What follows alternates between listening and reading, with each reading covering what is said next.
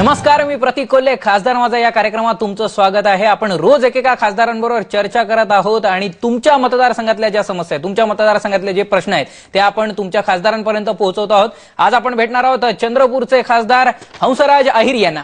अहिर साहेब, सगळ्यात आधी तर स्टार माझामध्ये तुमचं स्वागत आणि हार्दिक अभिनंदन की 5 वर्षांचा कालावधी आता तुम्हाला मिळालेला आहे काम करण्यासाठी.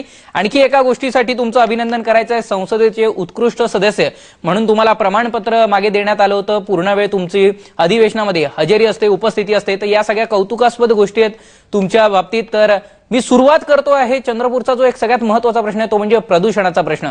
त्याबाबत काय करायचं तुम्ही ठरवलेलं आहे? आमच्या जिल्ह्यामध्ये अनेक उद्योग आहेत. देशातलं सर्वात मोठं थर्मल पॉवर स्टेशन असल्यामुळं आणि अनेकदा कोळशाच्या खदानी आहेत. यात वाद नाही की जिल्ह्यामध्ये मोठ्या प्रमाणात प्रदूषण होत आहे. आमचा थोडा प्रयत्न असा आहे की आता चंद्रपूरपासून काय अंतरावर उद्योग गेले पाहिजे, हा पहिला प्रयत्न राहील आमचा. आणि पोल्युशन कंट्रोल करता जे महाराष्ट्राचं मंडळ आहे आणि सेंट्रल गव्हर्नमेंटचं आहे हे फार दुर्लक्ष करीत असल्यामुळं या सगळ्या इंडस्ट्रीमधून पोल्युशन कंट्रोल करण्याकरता ज्या मशिनरी लावाव्या लागतात, MSP वगैरे, याचं बरोबर त्यांनी कमिशन केलं पाहिजे आणि पोल्युशन कमी करण्याकरता त्यांनी लक्ष घालायची गरज आहे, हे आम्हाला मान्य आहे. आणि आमचा प्रयत्न असा राहील की नवीन नवीन टेक्नॉलॉजीनं कोळशाचं मायनिंग करताना की ज्या माध्यमातून धूळ कण कमी उडतील, पाण्याचा जास्त वापर होईल, असे काही आम्हाला त्यामध्ये सुझाव द्यायचे असतात तर ते दिलेले आहेत. वाहतुकीबद्दलही वाहतुकीच्या माध्यमातून मोठ्या प्रमाणात प्रदूषण होत आहे. वाहतुकीवर आळा घालण्याकरताही आमच्या काही सुझाव दिलेले आहेत. आम्ही वारंवार. अहिर साहेब, मला सांगा की नासाने जो अहवाल दिलेला आहे त्यानुसार चंद्रपूर हे जगातलं पहिल्या क्रमांकाचं प्रदूषित शहर आहे. परिस्थिती अतिशय गंभीर आहे, बिकट आहे. तातडीने पावलं उचलण्याची गरज आहे. खरं तर काय करणार तुम्ही? नाही, याकरता आम्ही वारंवार हा इश्यू घेऊन बोलत असतो, प्रयत्न चालू असतात.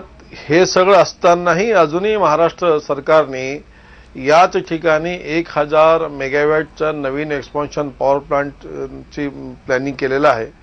त्याला आम्ही कायदे म्हणजे आवश्यकतेप्रमाणे, म्हणूनच मी म्हटलं होतं की चंद्रपूरपासून दूर अंतरावर आपल्याला हे प्रोजेक्ट नवीन प्लांट उभे करावे लागतील. म्हणजे आता कमीत कमी जे आहे ते आहे पोल्युशन, त्याला कंट्रोल करण्याकरता सरकारला आणि संबंधित उद्योगपतींच्या मागे आम्ही लागून आहोत.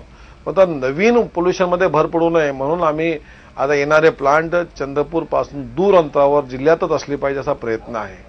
सध्या तरी एवढंच आमच्यापाशी एक मार्ग दिसतो आहे. नक्कीच, म्हणजे प्रदूषण वाढू नये यासाठी तरी निदान प्रयत्न आता झालाच पाहिजे. मोठ्या प्रमाणात तुमच्या इकडे वृक्षतोड होते, जंगलांची तोड होते, त्यासाठी काय केलं पाहिजे असं तुम्हाला वाटतंय? जंगल तोडी करता तर कायदा बनलेला आहे, वाद नाहीये.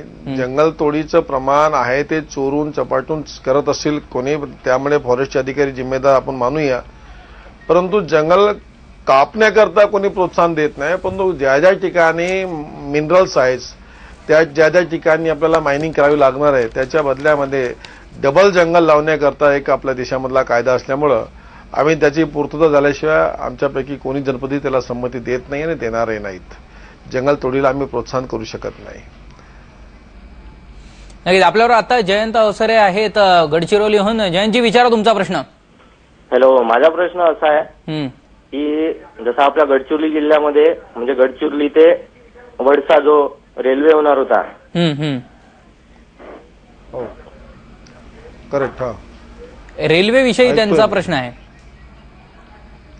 असं आहे की जो रेल्वे आम्ही गेल्या बजेटमध्ये त्याला आम्ही अग्रिम मान्यता मिळवून घेतलेली होती आणि अग्रिम मान्यता मिळाल्यानंतर राज्य सरकारची जिम्मेदारी होती की त्यामध्ये 50% शेअर त्यांनी द्यायला पाहिजे होता.